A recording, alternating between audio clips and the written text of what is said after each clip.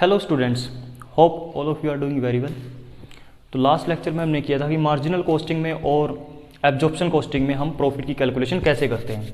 वो बड़े सिंपल से सम थे, क्योंकि उनमें कहीं पर ओपनिंग स्टॉक और क्लोजिंग स्टॉक का कोई जिक्र नहीं था। तो आज भी हम वही करेंगे कि मार्जिनल कॉस्टिंग और एब्जॉर्प्शन कॉस्टिंग में हम प्रॉफिट कैलकुलेशन कैसे करते हैं, लेकिन एक डिफरेंस ये रहेगा कि अब की बार इन सम में क्लोजिंग स्टॉक भी होगा। डायरेक्टली तो आपको कहीं पर नहीं दिया मिलेगा, आपको कैलकुलेशन करनी पड़ेगी। जैसे प्रोडक्शन यहाँ पर 40,000 यूनिट्स का किया है और सेल हमने 30,000 यूनिट्स की है, तो इसका मतलब क्या हुआ, 10,000 यूनिट्स हम नहीं बेच पाई, तो क्लोजिंग स्टॉक यहाँ पर 10,000 है। लेकिन समस्या क्या आती है कि 10,000 यूनिट्स का तो पता है हमें, लेकिन उसकी वैल्यू कितनी है, रुपीज़ में कितनी वैल्यू होगी, उसी का कैलकुलेशन करना है इसमें। वो कैसे करेंगे, मार्जिनल कॉस्टिंग में कैसे ट्रीट करेंगे उसको और एब्जॉर्प्शन कॉस्टिंग में कैसे ट्रीटमेंट होगा। तो पहले देख लेते हैं हम absorption costing. Absorption costing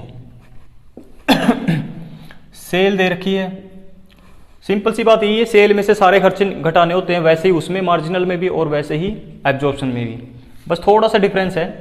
margin absorption में हम वेरिएबल और फिक्स्ड में कोई डिफरेंस नहीं करते, दोनों को एक साथ घटाते हैं। मार्जिनल में ये होता है कि वेरिएबल को पहले घटाते हैं, फिर क्लोजिंग स्टॉक की वैल्यूएशन करेंगे और सबसे लास्ट में फिक्स्ड को घटाते होते हैं, बस यही डिफरेंस है। इसी के कारण इनके प्रॉफिट में भी डिफरेंस आएगा। सेल दे रखी है आपको 30,000 यूनिट्स हैं, 30 रुपए की एक है, तो 9 लाख रुपए की सेल हो गई, 9 लाख रुपए की सेल हो गई। इसमें से लेस करेंगे हम manufacturing cost of goods sold. ये क्या है, मैन्युफैक्चरिंग कॉस्ट। मैन्युफैक्चरिंग में क्या क्या आएंगे, डायरेक्ट मटेरियल, मटेरियल कितना है, मटेरियल है आपका 40,000 यूनिट्स बनाई, मटेरियल है 5 रुपए पर यूनिट, तो 40,000 गुना में 5, 2 लाख रुपए। 2 लाख का मटेरियल है। लेबर कितना हुआ, ऐसे ही कैलकुलेशन करोगे। 40,000 यूनिट्स हैं, 1 यूनिट 4 की है, 400 के 16, 1,60,000 का आपका लेबर हुआ। उसके बाद लेबर के बाद आएंगे फैक्ट्री। फैक्ट्री भी मैन्युफैक्चरिंग में ही आती है, सेलिंग नहीं आती। मैन्युफैक्चरिंग में फैक्ट्री भी आएंगी। फैक्ट्री में कितने वेरिएबल है, 3 रुपए पर यूनिट, और प्रोडक्शन है 40,000 का, तो वेरिएबल ओवरहेड कितने हुए, वेरिएबल ओवरहेड हुए आपके 40,000 गुना में 3, 1,20,000। और फिक्स्ड आपको दे ही रखे हैं, फिक्स्ड ओवरहेड वो 45,000 के, शायद 1 लाख रुपए, 1 लाख रुपए के दे ही रखे हैं। तो ये कॉस्ट आपकी मैन्युफैक्चरिंग की। ये कितने हुए, 2 और 1 3 60, 4 80 और 5,80,000, 5,80,000। हमने निकालनी क्या है, manufacturing cost of good sold. Good sold जहां पर वर्ड आएगा, इसका मतलब है वहां पर स्टॉक की भी एडजस्टमेंट हो चुकी है। तो स्टॉक की एडजस्टमेंट हमने तो की नहीं अभी तक, तो इसमें से घटा दोगे क्लोजिंग स्टॉक। ओपनिंग स्टॉक तो है नहीं, अगर होता तो उसको ऐड कर देते। अब क्लोजिंग स्टॉक हमारे पास है 10,000 यूनिट, 40,000 बनाई थी, 30,000 बेच दी, 10,000 यूनिट है, लेकिन उसकी वैल्यू नहीं पता कितनी है, वो कैसे निकालोगे। ये 5,80,000 कॉस्ट कितने की है, कितने की कॉस्ट है ये है 40,000 यूनिट्स की कॉस्ट। 40,000 यूनिट की कॉस्ट कितनी है, 580, एक की कितनी होगी, 5,80,000 बटे 40,000, 10,000 की कितनी होगी, गुना में 10,000।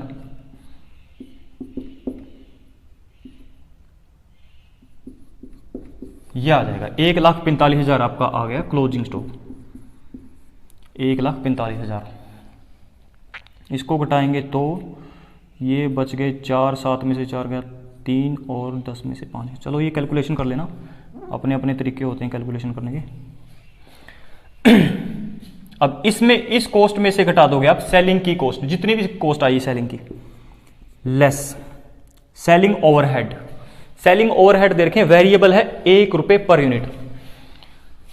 अब किसके साथ गुना करोगे, 40,000 की गुना इसके साथ नहीं करोगे, क्योंकि तो प्रोडक्शन की यूनिट्स हैं। हम करेंगे सेल की, क्योंकि ये बेचने से रिलेटेड खर्चे हैं, तो सेल से इनकी गुना होगी। 30,000 यूनिट्स बेची थी, 1 पर खर्चा आया है 1 रुपए, तो 30,000 तो हो गया वेरिएबल आपका, वेरिएबल हो गया 30,000, और फिक्स्ड आपको दे ही रखा है 45,000, 45,000। ये टोटल कॉस्ट देखो कितनी आती है अब, 4,30,000 30,000, 4,65,000, 65 और 5 70, 5,10,000। 5,10,000 टोटल कॉस्ट आ गई, चाहे वो फैक्ट्री की हो चाहे सेलिंग से रिलेटेड हो। सेल थी हमारी 9 लाख रुपए। अब 9 लाख में से 5 लाख घटा दो, 5,10,000 घटा दोगे तो प्रॉफिट कितना बचेगा? 9 में से 5 गए 4, 390 प्रॉफिट बच गया आपका। 3,90,000 प्रॉफिट आ गया। ये था आपका एब्जॉर्प्शन कॉस्टिंग। अगर आपको कैलकुलेशन करनी पड़ जाए क्लोजिंग स्टॉक की, मेन बात ये मेन डिफरेंस ये है कि एब्जॉर्प्शन कॉस्टिंग में वेरिएबल और फिक्स्ड दोनों घट चुके होंगे पहले, लेकिन जो मार्जिनल आएगा उसमें सिर्फ वेरिएबल घटेगा। फिक्स्ड हम क्लोजिंग स्टॉक की वैल्यू करने के बाद घटाएंगे सबसे लास्ट में। ये वेरिएबल भी यहां पर घट चुका होगा, लेकिन ये यहां पर आ जाएगा। मेन डिफरेंस ये है कि जो मार्जिनल कॉस्टिंग होती है उसमें वेरिएबल घटते हैं सिर्फ क्लोजिंग स्टॉक से पहले, लेकिन जो आपके एब्जॉर्प्शन कॉस्टिंग है उसमें वेरिएबल और फिक्स्ड दोनों मैन्युफैक्चरिंग से रिलेटेड हो, फैक्ट्री से रिलेटेड, वो घट जाएंगे। तो ये याद रखना 3,90,000 आ गया इसका प्रॉफिट एब्जॉर्प्शन कॉस्टिंग में। अब दोबारा आपका दूसरा मेथड आता है मार्जिनल कॉस्टिंग। इसमें क्या तरीका रहेगा? मार्जिनल कॉस्टिंग में क्या डिफरेंस होगा? सेम हमने शुरू वही करना है सेल से, वही 10,000 हमारे क्लोजिंग स्टॉक के हैं। चलो तो शुरू करते हैं। सेल आपकी वही 9 लाख रुपए की, 30,000 यूनिट बेची हैं, एक बिकी है 30 रुपए की, तो 9 लाख रुपए हो गई। अब इसमें से क्या घटाओगे? Manufacturing cost of goods sold. इसमें क्या क्या आएगा? मैन्युफैक्चरिंग से रिलेटेड सारे खर्चे, मटेरियल कितना वही 5 रुपए यूनिट है और 40,000 यूनिट टोटल हैं, तो 2 लाख रुपए। लेबर, सेम लेबर भी कितना है? 4 रुपए यूनिट है, 4 1 60 लेबर के आ गए।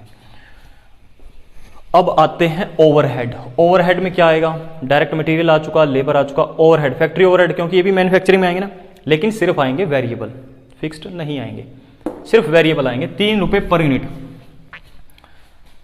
Variable overhead. ये कितने के आएंगे? 40,000 को गुना कर दो 3 से, 1,20,000 बस। फिक्स्ड यहां पर नहीं आएगा। सेलिंग क्योंकि मैन्युफैक्चरिंग से रिलेटेड नहीं है, तो क्लोजिंग स्टॉक की वैल्यूएशन में इसको इंक्लूड नहीं किया जाएगा।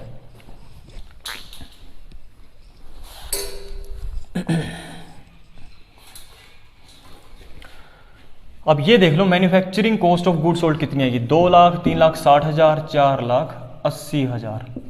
ये 4,80,000 कितने की वैल्यू है? 40,000 यूनिट की। 40,000 यूनिट की वैल्यू है 4,80,000। एक की कितनी होगी? अपॉन 40, तो 10,000 की कितनी होगी? ये काट दो इससे, 1,20,000 लेस कर देंगे। अब क्लोजिंग स्टॉक 1,20,000, 360 बच गए यहां पर। अब इसमें से घटा दोगे आप खर्चे लेस सेलिंग के खर्चे, लेस सेलिंग ओवरहेड। सिर्फ वेरिएबल पोर्शन घटेगा। फैक्ट्री का ये हो चुका, और वेरिएबल में क्या है? 1 रुपए पर यूनिट। बेची कितनी है? 30,000, तो 30,000 को 1 से गुना कर दो, 30,000, 3,90,000। ये लेस नहीं करना, जोड़ना है, कॉस्ट में ही जुड़ते आ रहे हैं। अब 3,90,000 आ गई आपकी total manufacturing cost of good sold, सिर्फ वेरिएबल पोर्शन। और हमारा तरीका क्या था मार्जिनल कॉस्ट में? सेल में से अगर वेरिएबल कॉस्ट घटा दो तो कंट्रीब्यूशन बचता है। अब इसमें से फिक्स्ड घटती होती है, फिर प्रॉफिट आता होता है। अब वेरिएबल कॉस्ट सारी आ चुकी है, तो 9 लाख में से 3,90,000 घटा दो, वो आ जाएगा आपका कंट्रीब्यूशन। कंट्रीब्यूशन कितना आ जाएगा इससे? 3,90,000 घटाने हैं 9 लाख में से, तो 9 लाख में से 3 के 6, 5, 10, 5,10,000 आ गया आपका कंट्रीब्यूशन। कंट्रीब्यूशन में से अगर फिक्स्ड कॉस्ट घटा दोगे तो आपका प्रॉफिट बच जाएगा। फिक्स्ड कॉस्ट में कौन से बचते हैं अभी हमारे पास? एक तो ये बचता है 1 लाख, एक ये बचता है 45,000। तो 1,45,000 फिक्स्ड कॉस्ट है, ये घटा दो। 3 0 ये गए, 10 में से 5 गए 5 और 6, 4 में से 1 गया 3 65 प्रॉफिट आएगा मार्जिनल कॉस्टिंग से। और उसमें आधा 3,90,000। जो 25,000 का डिफरेंस आया है वो क्लोजिंग स्टॉक के कारण आया है, क्योंकि वहाँ पर 1,45,000 आया था हमारा क्लोजिंग स्टॉक। क्यों आया था? क्योंकि वहाँ पर वेरिएबल ओवरहेड और फिक्स्ड ओवरहेड भी हमने कैलकुलेशन क्लोजिंग स्टॉक में की थी, लेकिन मार्जिनल कॉस्टिंग में सिर्फ वेरिएबल पोर्शन को ही हम इंक्लूड करते हैं। वेरिएबल भी सिर्फ फैक्ट्री से रिलेटेड, सेलिंग के तो बाद में ही आते होते हैं। तो टोटल वेरिएबल को घटा देते हैं तो कंट्रीब्यूशन आ जाएगा। कंट्रीब्यूशन में से फिक्स्ड कॉस्ट घटा दी, फिक्स्ड कॉस्ट ये बचती थी, फैक्ट्री वाली फिक्स कॉस्ट 1 लाख, सेलिंग वाली फिक्स कॉस्ट 45,000। तो इस तरह से आपको करना है अगर आपको क्लोजिंग स्टॉक दिया हुआ हो, और उसकी वैल्यू ऐसे करनी पड़ेगी। बाकी करते हैं नेक्स्ट लेक्चर में।